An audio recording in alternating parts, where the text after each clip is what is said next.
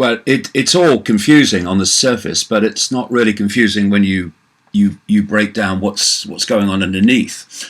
What we have is an impasse between the will of the people in the referendum who voted for Brexit to leave the European Union and a great majority in Parliament that don't want to leave the European Union.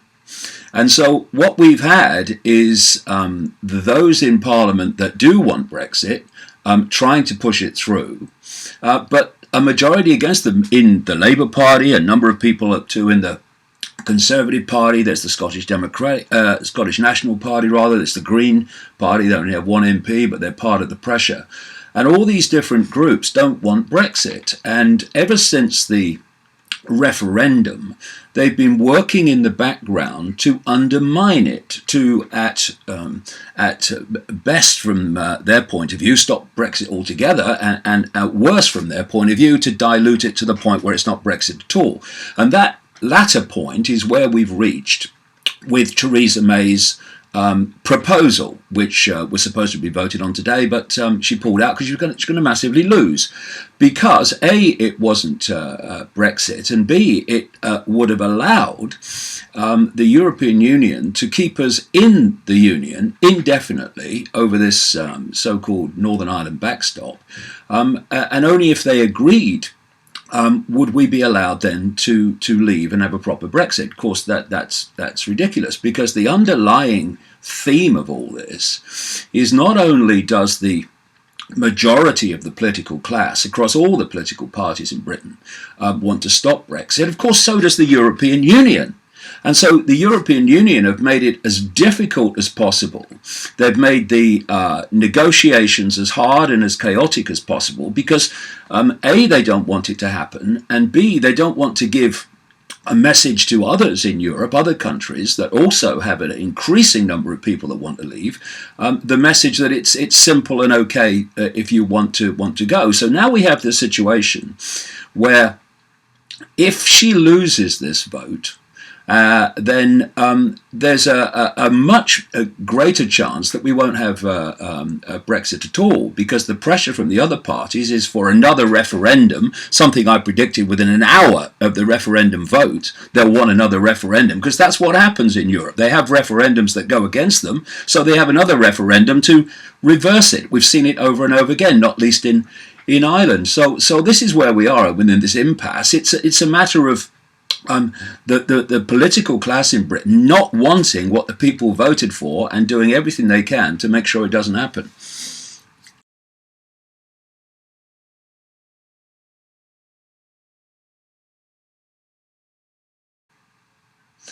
Well, that's the point. What will be clearly shown, I mean, we know it anyway. Anyone that looks at politics and sees how it works knows this anyway. But if we don't get Brexit, then on public display for everyone to see will be the fact that the political class and the will of the people are not the same thing.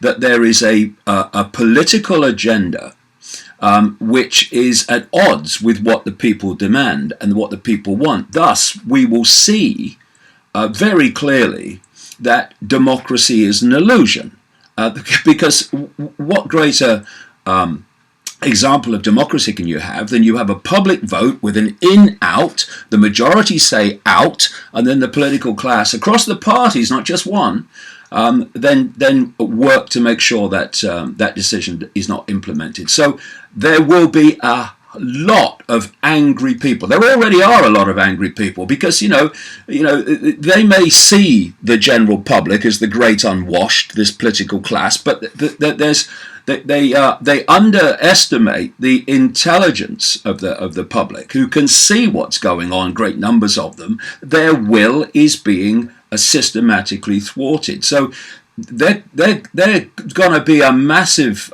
response to this if Brexit doesn't go ahead, which it has every chance at the moment of not doing.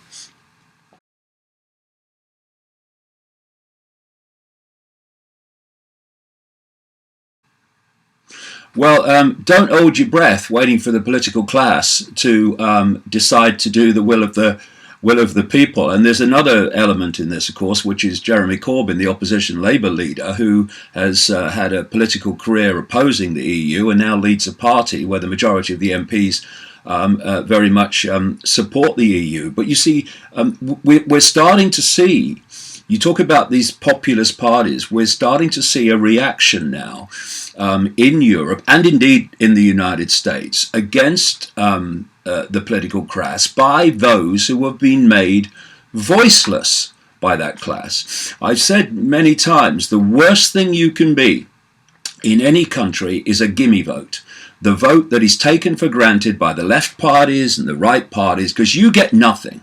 What all the emphasis on is that other group of people that you need to add on to your natural gimme vote to win power. So they get all the attention. And this gimme vote in the working class urban areas and cities of the United Kingdom has been voiceless for this reason for such a long time. What the Brexit referendum did was give them the opportunity to make a decision that did not then have to be followed up by a political party promising to do it. It was a referendum. It was nothing to do with a political party or voting for them. It was a referendum, in or out. So, and they took the opportunity.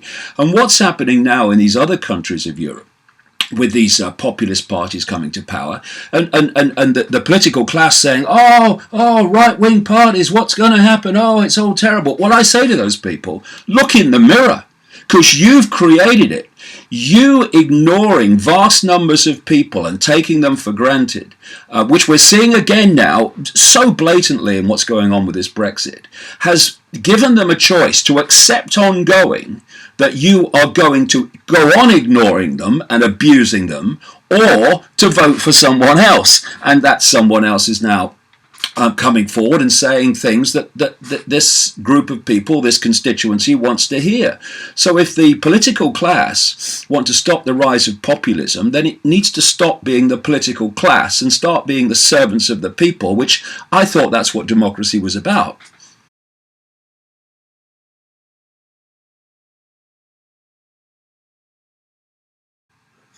Well, I think we've already started to see the strategy, and that is to squeeze as much as you possibly can out of the EU, and to maybe now get them to just do a little bit more about, oh no, it won't be forever, we can sort the backstop or something like that out. Because the strategy is this is the only way we're going to get Brexit. If you don't vote for this, then there's a very good chance we're not going to have Brexit at all. And note, not by coincidence, none of these things are coincidences, that the European Court has just ruled that if Britain wants, it can pull out without any going to the European Union again. What it's doing is saying, look, this is terrible, it's chaos, it's going to be so bad, and by the way, if you don't want to do it anymore, it's okay, it's fine, let's go back as before. This is what's happening. And so the choice being offered is a Brexit in name only, or no Brexit at all, and that's the strategy they're going to try to push to get this May proposal through. But there's such a force and push against Brexit in general that chaos can only ensue between now and March.